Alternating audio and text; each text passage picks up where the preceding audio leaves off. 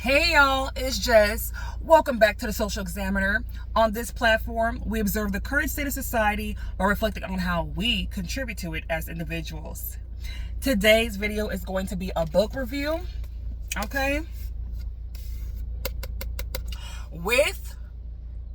By Skye Jethani, okay? This book was recommended to me by a care minister at church.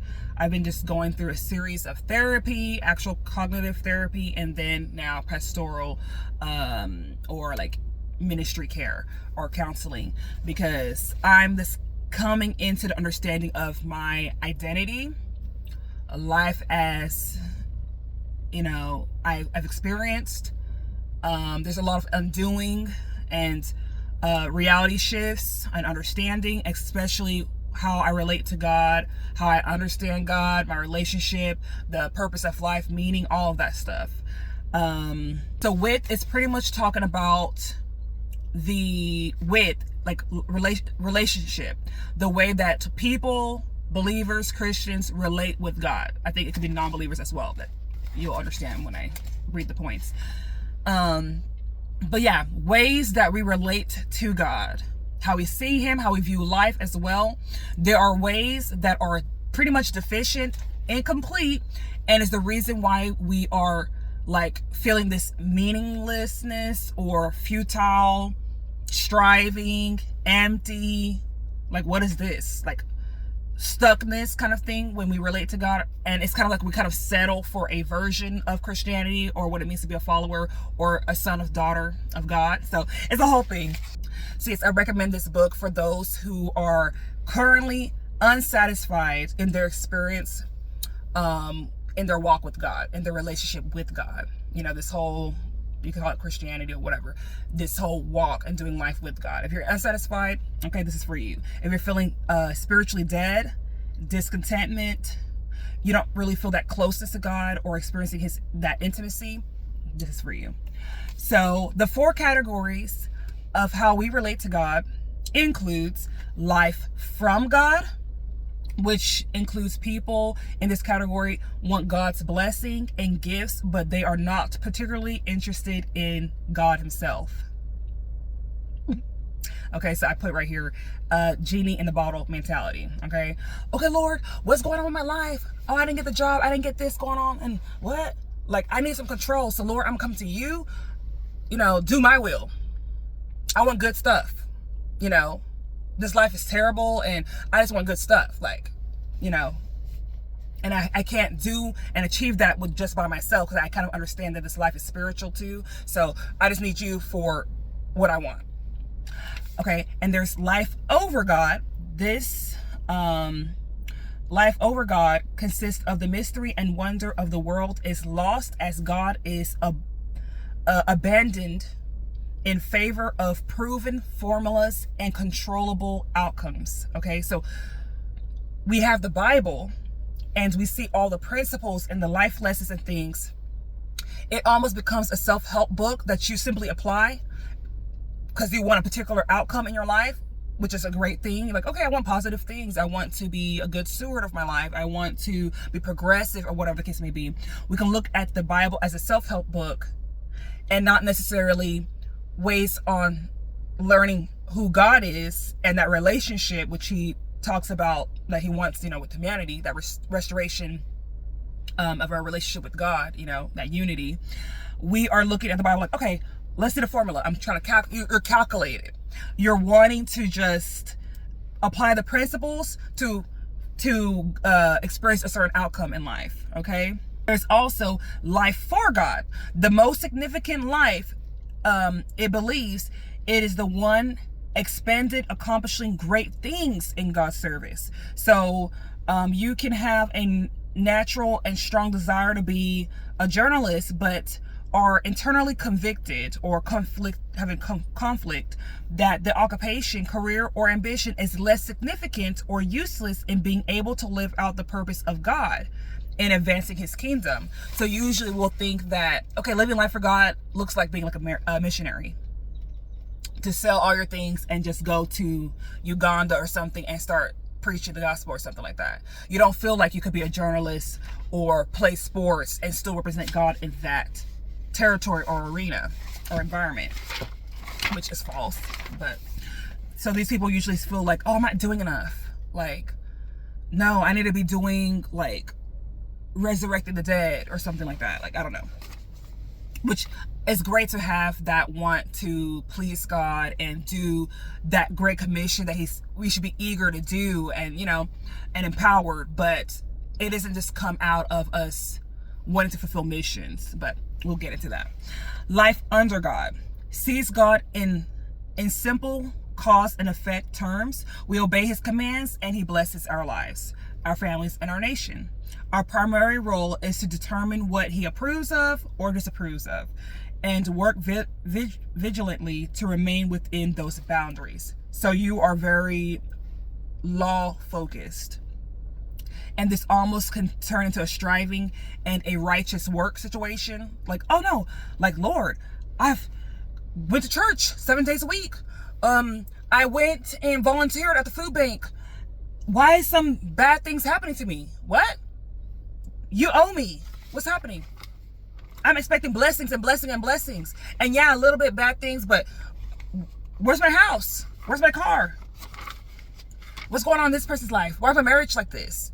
You know, we're just saying like, oh, I followed the principles.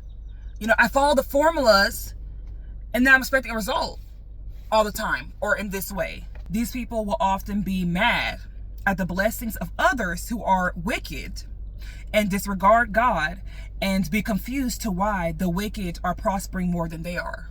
Woo! When I tell you, this hits home, and I see myself related to God in all four. Okay?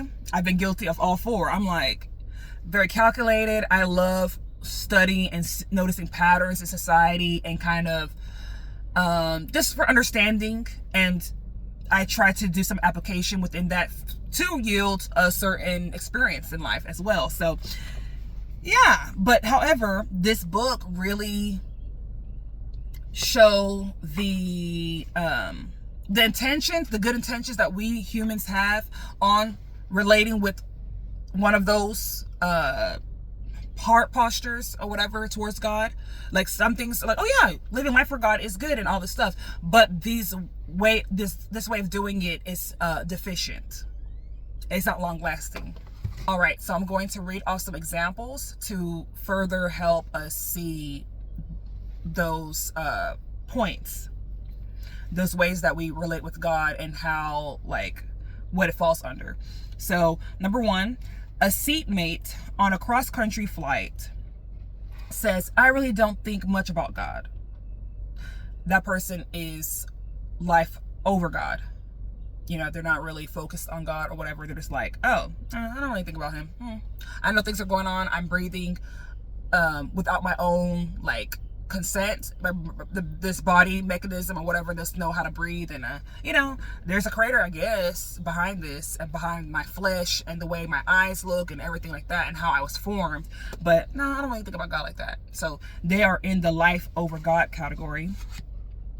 And number two, neighbor at the local farmer's market on Saturday morning. If we can just stop these liberal judges, God will bless our country again. This is the idea of life under God. Man, if we just do this, maybe we could just receive the blessings, Lord. Maybe all this turmoil can stop happening to us, which can be partially true. You know, when mankind obeys sinful wills, you know, it does yield consequences that does affect all of us, not just us individually. However, regardless, we're going to experience hardship still, and it may not be due to what you're doing specifically either, because God can use pain or whatever to work out our faith, to see if we're going to stand true to what he says is true. Like, oh Lord, you're still faithful. Even though I'm in a storm, you're still faithful. How else are we going to work that out and kind of build character if we don't experience it? Number three, a visitor at a church says, every morning I wake up and pray for God to expand my territory. And he has. So that's life from God. This person is just pretty much caring about expanding my territory. Yes. Give me more success. You know, I want to be on the top. I want to do this, you know, very ambitious. That's great. But it's life from God. I want from him. What can I get from him? What can he do for me? You know, and of course we do have needs on this earth, and he does tells us that we can go and ask him to fulfill our needs.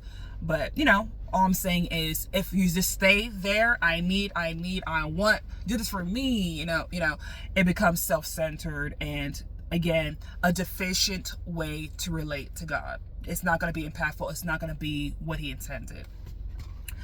It's going to be pretty much a one-way relationship. Example 4, pastor talking about his congregation. They're just lazy. What they need is some motivational preaching so they'll share their faith with their neighbors. So that's life for God. Y'all really need to just, you know, go on the street, talk to people, preach the gospel, go, you know, work, perform, which is great, because I get it. Faith without works is dead. So eventually what you're believing has to become a reality and be evident. Okay, people can be able to tell that you belong to Jesus because of your character. True.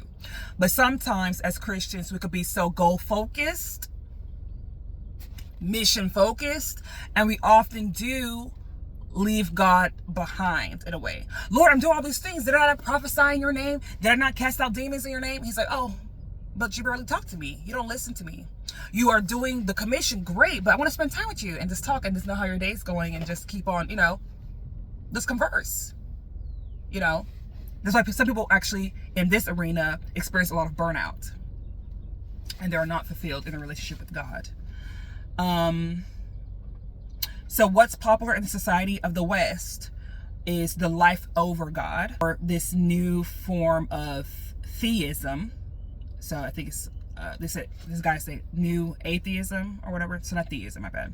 It says life over God or new atheism. We're traditionally religious, adhering to faith, rituals, and superstitions. So my opinion of what is predominant here at the West is polytheism or syncretism or whatever. So believing in Jesus and other things, like a melting pot of cultures and beliefs, and the mindset all religions point back to God. So that's what is very common here at the West, I believe. All right, I'm back. I changed location because I had to go to church, and then I came back, and now I'm in the parking lot just waiting for the traffic to clear. So okay, where did I leave off? Okay, fear and control are the basis for all human religion. From this common beginning, the paths diverge dramatically, splinter, multiply, and finally terminate in different places.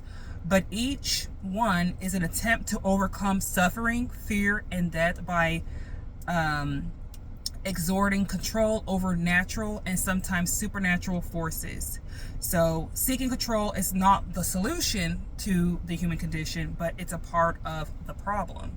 Okay, so I know there's, you know, people who will say that they are religious, you know, by following principles, and mainly people say they're religious when they follow Christianity. I don't hear people say that they're religious by following Islam or following Buddhism and whatever other thing, or just saying, oh, I'm just spiritual. If you're following a set of principles, formed routine, devotion, time, meditation, it's a religion, guys. Religion is a ritual of things that we adhere to. It could be culturally, it could be traditional. Like, we're all adhering to a programming, if you want to say that. I know people are like, oh no, but my spirituality, like, I don't have a name, I don't want to define it. It doesn't matter, guys. We all are religiously doing something on this earth. We are, it has a lot to do with beliefs. We have a belief system, whether you're taking it bits and pieces from what you're learning, your environment, or whatever the case may be, or from an actual, like, divine book, the Bible, whatever. We are all religiously doing something. That's how we were programmed, actually. to adhere to something, but that something is relationship with God. Yeah, that was an interesting point.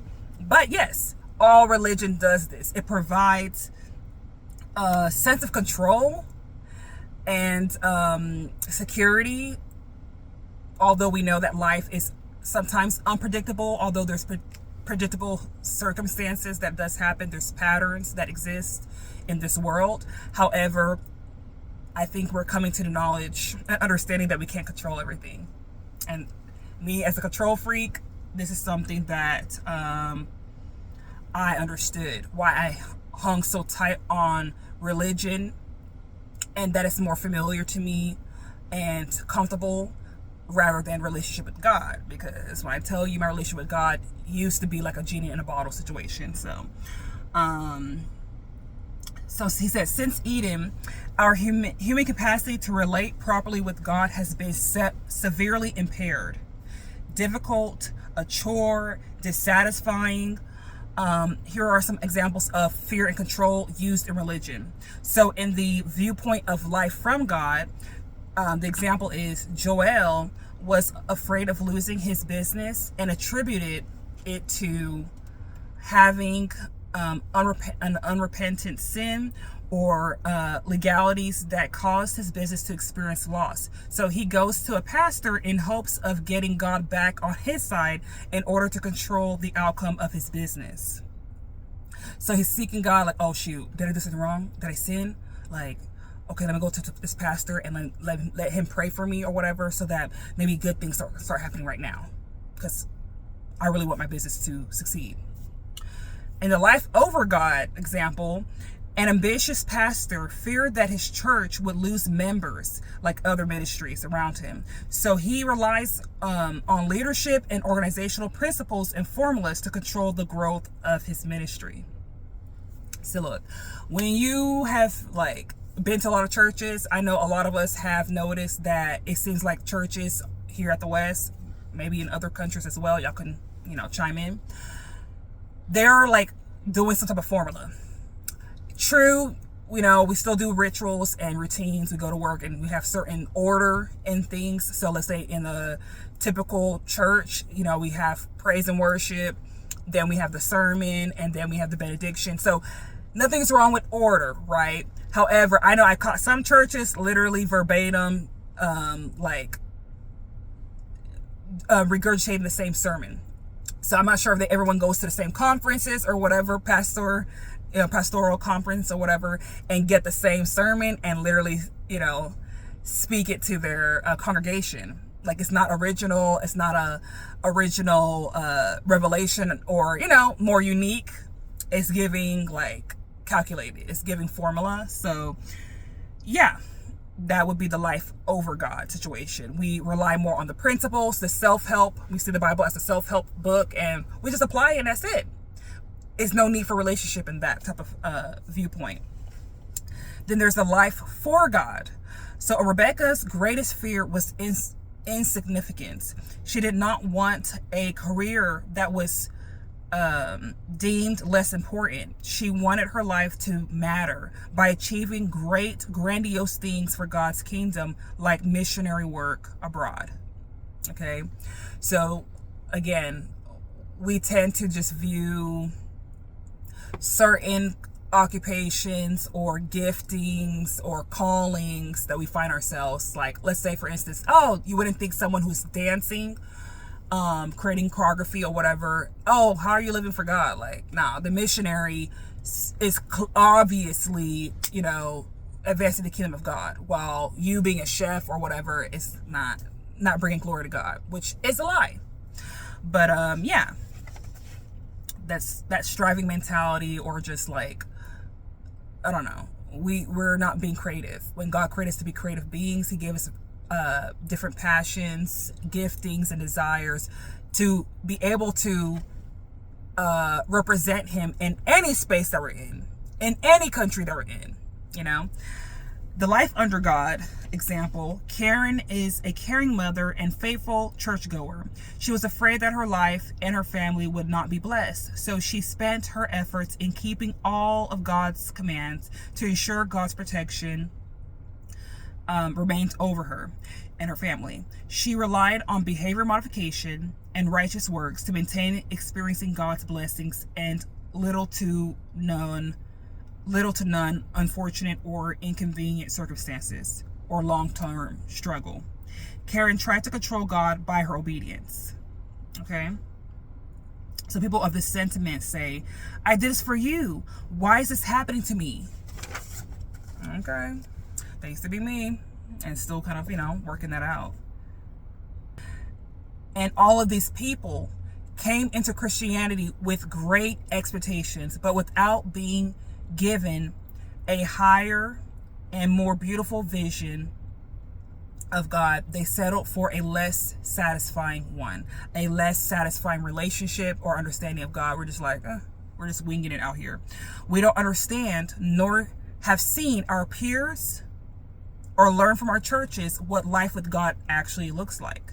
We have a piece of the puzzle. We have a deficient or insufficient, warped part of the puzzle or understanding, or a counterfeit understanding. And that is why we have a lot of disgruntled Christians, judgy, condemnation speech, undertone, impatient, quick-tempered, mean-spirited, or lacking fruits of the Spirit Christians. Because we haven't really experienced God's love. So if we are not really viewing God as he truly is, and we are believing in a counterfeit, very warped, little God, like it's not the truth, we're not going to experience the love. We're experiencing something else that is not really transforming our hearts. It's just making us feel like, oh man, I'm burned out. I'm just striving, Lord, do you love me? I'm doing this X, Y, and Z. I'm performing for you, but you don't feel the love.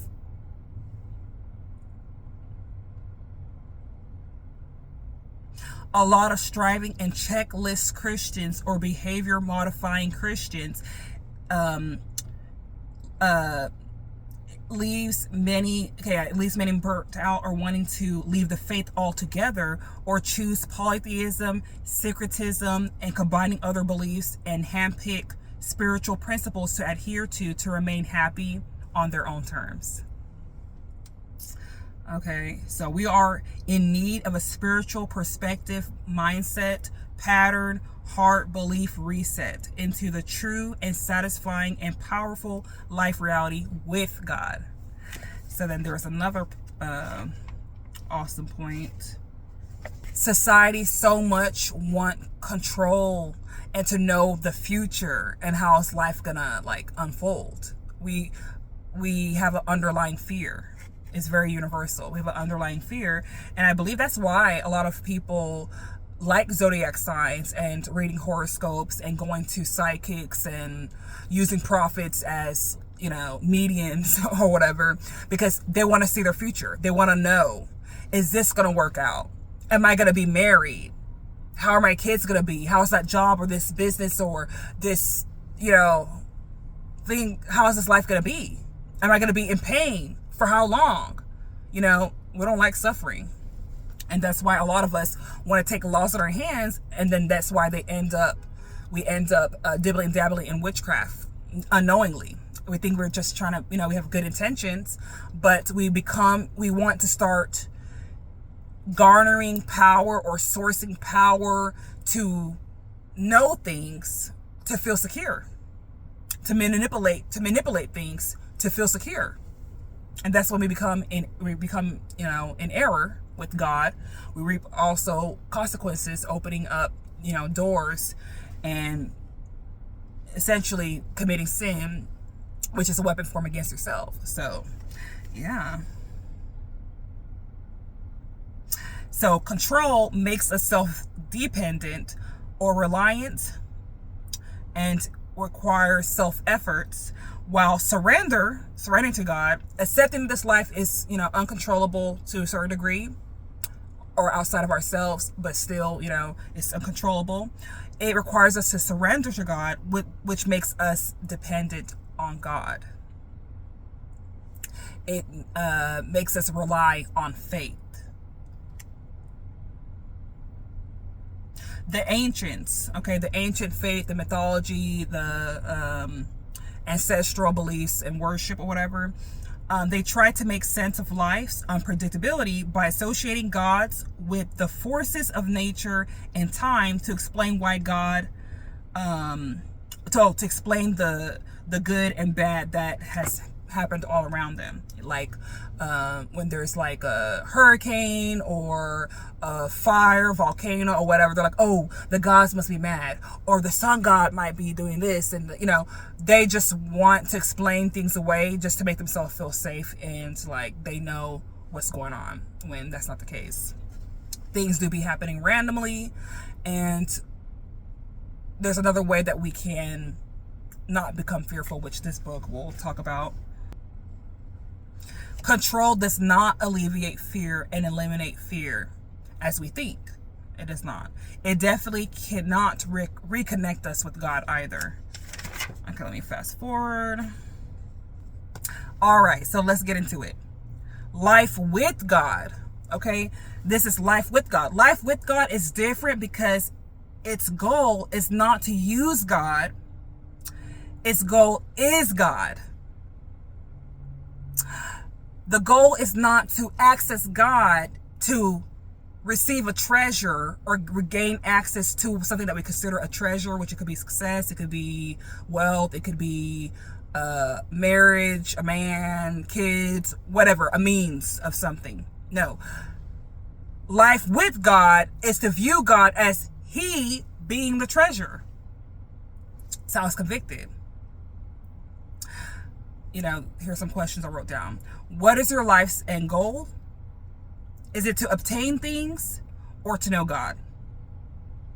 Do you desire God or what you can get from Him? Is God truly your treasure or something else? And honestly, I was writing it down like, most times I'm looking at other things as treasure. I see God as a blessing and the one who created me, but my brain has spent years focusing on the physical, having wants, being bored at life, because I just went through a period of just really thinking like, okay, life is really meaningless to me. I really resonated with, I said Ecclesiastes. Is it Ecclesiastes or Proverbs? I think it's somewhere in Proverbs. When, was it Solomon or whoever wrote that passage of, life is meaningless kind of thing, like it's like a vapor and all that kind of stuff. I was really feeling that, especially when I was unpacking a lot in therapy. I was like, I might as well go out of this life with a big bang, because Lord, this life is meaningless. So I would love to fulfill the Great Commission, and be excited and eager to raise the dead, cast out demons, heal. Because this world, and it seems like evil has been dominating a lot or whatever, and I don't like seeing people like experiencing unfortunate circumstances, and I don't like hearing gloom and doom. So I'm like, I'd rather go out here with a big bang. I'd rather explore and see all of the beauty around in this world, and travel, meet other people, have a different place of scenery, which all costs money or whatever. So it's just like, I saw myself really just wanting to experience, whether you call it luxury or just something different than the mundane. I wanted something grandiose or something. This is what, I'm like, this life is meaningless. I don't give a darn about politics and all this crap that we're limited and bound by, it seems like. I'm like, wrap this up. Wrap this life experience up. I want to see heaven, Lord. Let's see heaven. Can we go to heaven right now? Can we have access to heaven right now? I know you're wanting us to establish your will on earth as it is in heaven, and that's great. And, parts of heaven is here.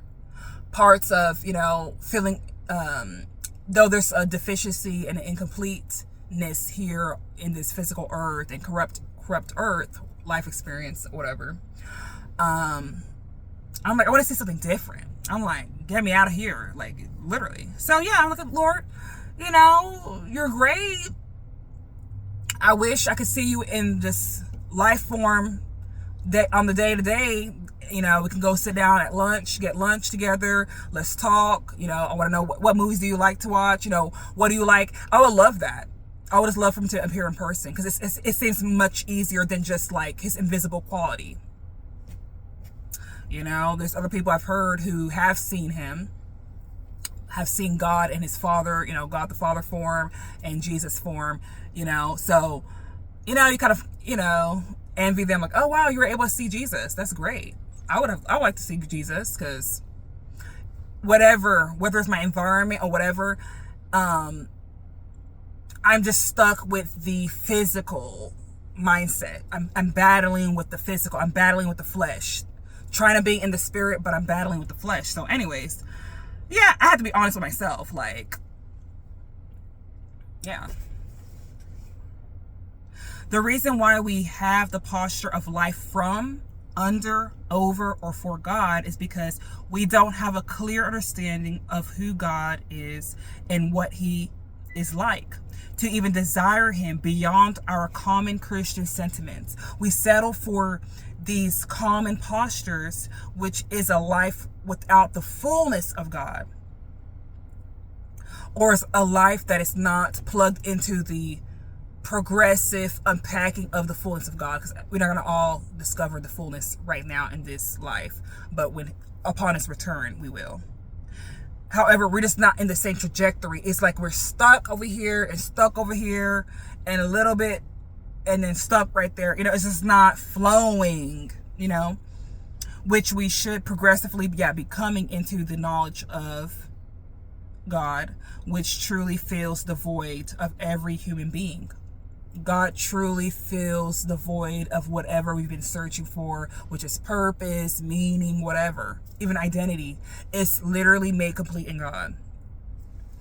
Most Christians has an incomplete vision or entirely flawed perception of who God is.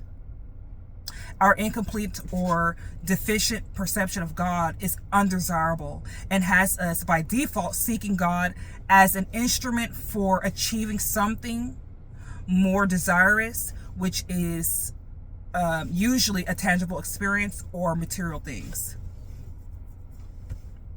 or a physical experience. Yeah. God is much more than a deity to simply tolerate or a device to employ. In other words, God would cease to be how we acquire our treasure, and he would become our treasure. Is God your treasure, or a means to have access to other things that you consider a treasure? The serpent made Adam and Eve see the forbidden fruit as a treasure, more than valuing the instructions of God, who is to be regarded as the treasure. Those who have a tainted view of God tends to want to use God or dismiss him. As Christians, we have a hard time sharing our faith because the perception of God that we have is usually a counterfeit or a deficit. It lacks the truth. It lacks foundation of his fullness. Our lack of relationship with God in our true identity has us insecure in representing him or poorly representing him. Okay, many reasons why we can be bitter Christians, or Christians that are just kind of rude and say, oh, why this people over here keep doing this and they're abusing grace and they're doing da. We truly do not like grasp God's grace if we're bickering that some people are abusing his grace. You think God is just sitting there bickering? He already knows the end from the beginning. He knows that these people are going to keep on messing up, and whether they're premeditating sin or not. You know, that's God's and them business. Like, God is so patient. He's way more patient than we are. We've been doing stupid things after stupid things, but you see how God talks to us? He don't talk to us like in disrespect. He don't belittle us. He don't do none of that. Satan does. So some of y'all who are feeling belittled and condemned, all you think is hell, hell, hell. You're not worthy. You're, you know, God loves us. We're redeemable. We are actually redeemable beings. Satan and his minions aren't, but we are.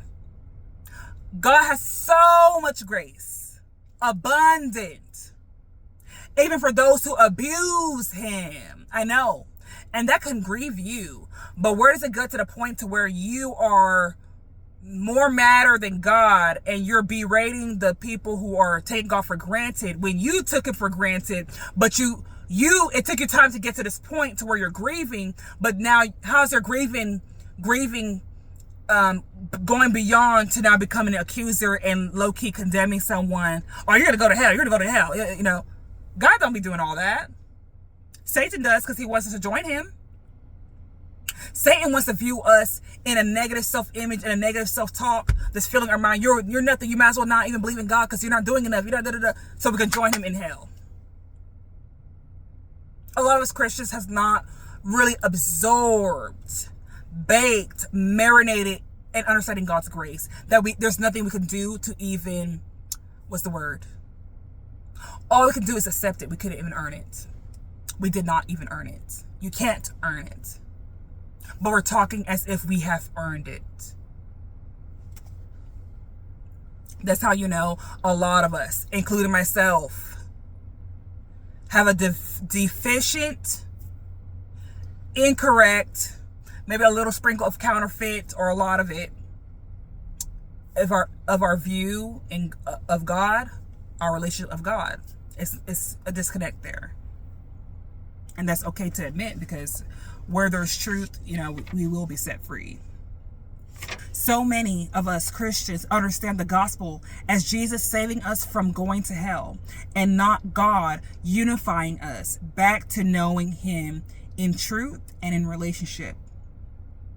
The sentiment of choosing Jesus as a ticket to have access into heaven instead of hell is still under... Here, read my handwriting. It's still under the umbrella of using God. So to use God as a ticket to heaven, okay, I'm choosing God because I don't want to experience hell. That's still using him as a ticket to get somewhere. But you don't really even care to know the God while you're on earth, to know him in relationship. You don't even care to do that. We're not even spending our minds and time to do that and cultivate that relationship. We're like, okay, I believe in you, and checkbox, I went to church, okay, save my seat in, it's not in hell, save my seat in heaven. I'll see you there. Why choose Jesus in order to go to heaven and not use the temporary time we have on earth to inquire about knowing Jesus on a personal level? Despite his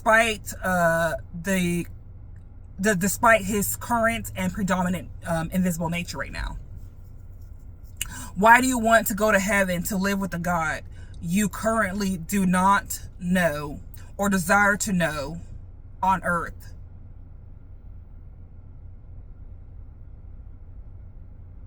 Some of our wants, for example,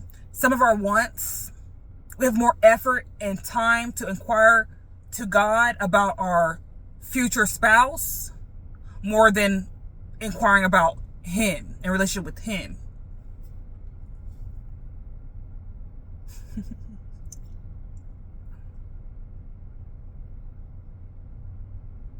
We can spend more time planning dinner dates, movie time, nail time, other stuff, leisure stuff, whatever, which is great stuff, to help alleviate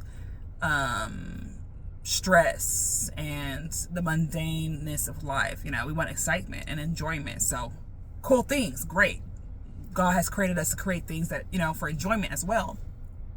We do those things more, and it's more desirable than sitting and having time with God. Because honestly, depending on how your mindset is, it can be boring. You can see it as pointless because you did not get the goosebumps. You did not get that connection. Matter of fact, your mind is filled with noise and music and things that are all distracting you. You can't even have a quiet time with God either. Some of us don't even know how to hear him. Hear him like with that innate that inner voice, because it's not always audible. It's not, it's usually for me a download. It's like a download. It's like thoughts that was clearly not my thoughts, that I was able to feel strongly and be able to write it down immediately. I don't get that all the time, especially lately when I feel like things do switch up. However, I became impatient even having that quiet time. I set my timer for 30 minutes when I wake up, and I'm trying to do that at 6 a.m. However, when I do that, I'm like, okay, my brain is like, okay, text this customer, or do this thing, or clean up, or, just a lot of distractions start happening. I'm like, oh my gosh. And sometimes you just kind of quit, or I quit at times.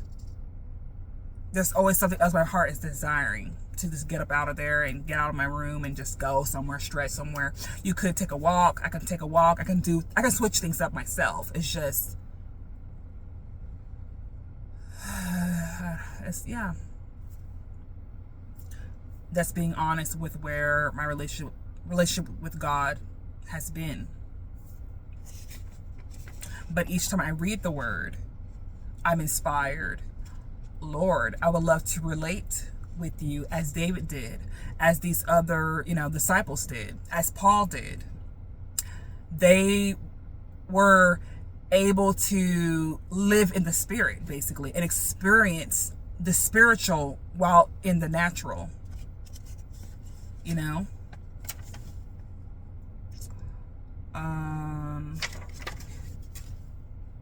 Once we grasp the pursuit of communing with God on earth, or cultivating time in His presence as we schedule our hangouts with family and friends, praying without ceasing will be a joy and a true treasure, and not seen as a duty or a chore. Prayer is not merely communicating. Prayer is not merely communication. It is communion. The mindfulness of God's presence every day in the mundane and extraordinary. He is everywhere and not restricted to time. He sees and knows your every moment and is with you. All you have to do is acknowledge it. And you can do that simultaneously as you drive, as you clock into work, as you work for yourself, as you eat. It doesn't have to be the chore that we're making it to be. It doesn't have to be the checkbox list. You don't have to feel like you're striving or performing. That can still be your default, because we learn so much things, even how we relate with our own personal parents. Some of our relationship with our parents have been performance-based. You get appreciated when you're doing what you're told, So it's going to take some time to undo all of that it has really stifled our ability to receive God as He is, as He intended, as He even intended humans to emulate, which is the love part, the love quality and, that image. Life with God is not on hold until death, or until we're reunited with Him. We can unite with God right now in the present. We just need to engage by being mindful and reciprocal of His invitations, and also welcome Him into every aspect of our lives, and be mindful in our decision making, quiet, stillness times, thoughts, and activities. Life with God shatters the false sense of control religion offers. That false sense of security by doing and adhering to rituals and principles to experience less calamity. Control is an illusion. No amount of control over our lives can ensure our safety. No amount of control would ever remove our fears. Control is like a placebo that pacify us in our fear state. Faith is opposite of seeking control. It is the opposite of fear. Faith is surrendering your control. We overcome fear by surrendering our control and accepting the love of God. Because you know how God says, true love casts out fear. And also how God created us. He programmed us in the beginning, you know, not having the spirit of fear, but of love, power, and sound-mindedness. Right now in this corrupt world, you know, sin is prevalent. We're obedient to sin at times and all that kind of stuff. I'm repentant, and we got, you know, doing life with folks doing the same stuff with the same human condition. And now we're experiencing this deficit of God's love. Our receptors are corroded in receiving God's love. And we lack the sound-mindedness. We lack the unconditional love. We lack power.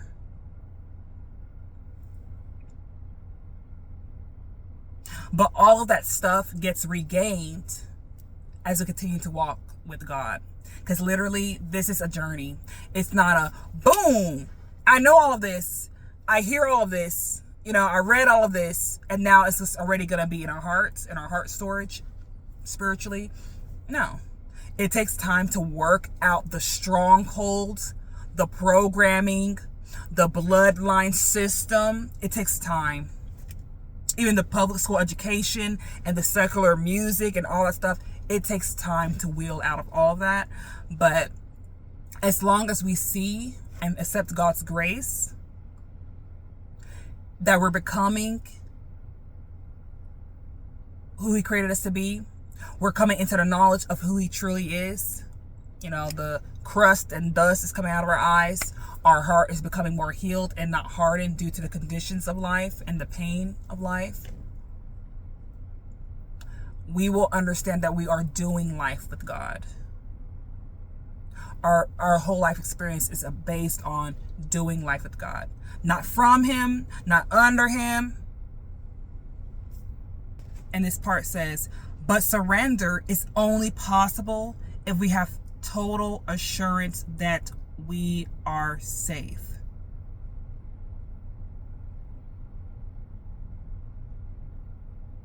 Okay, in safety, you know, in God.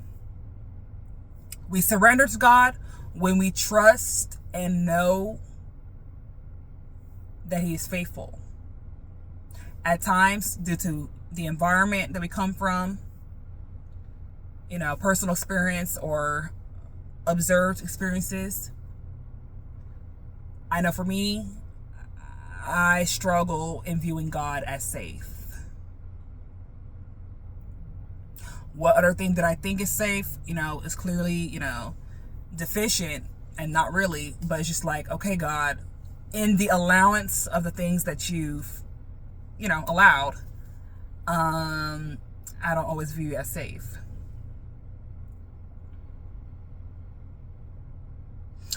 My definition of what safe is may not even be what your definition of safe is.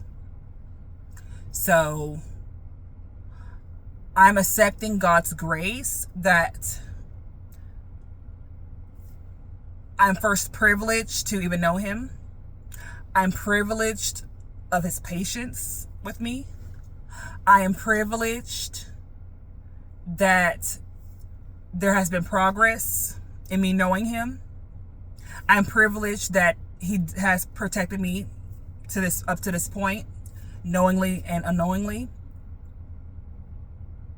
I accept His grace that although I have insecurities right now about Him, that He's working it out of me.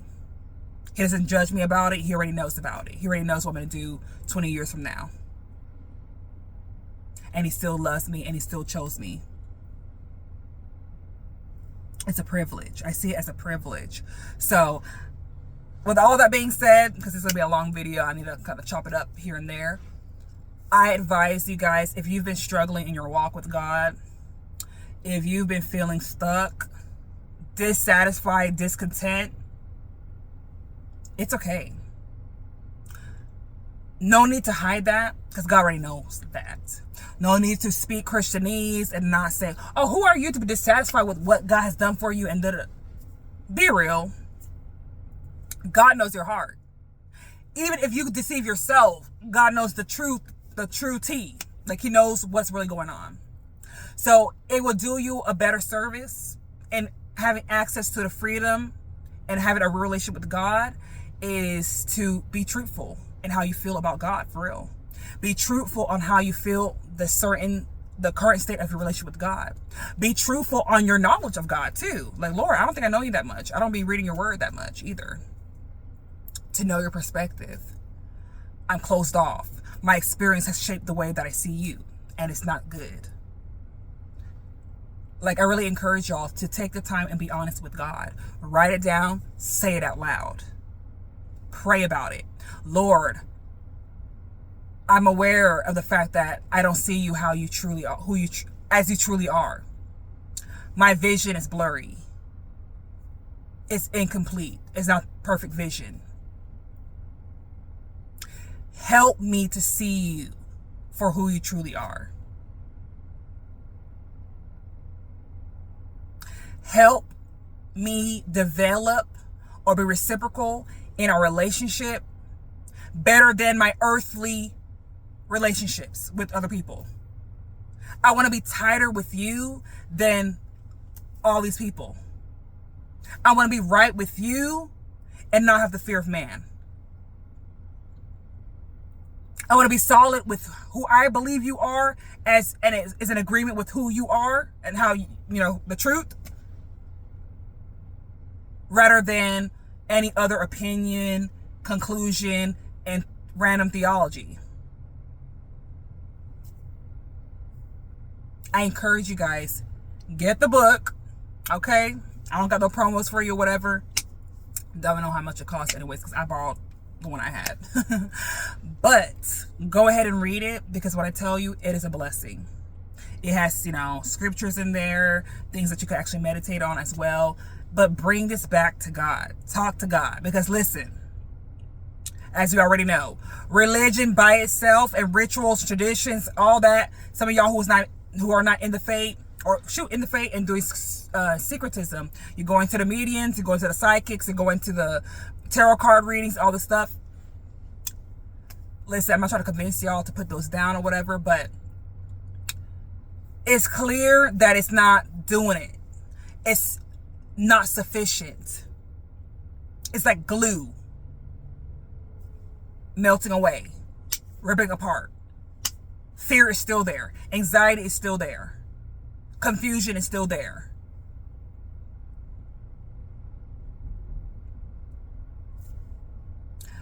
Life outside of God, who created us, because we didn't create us, clearly.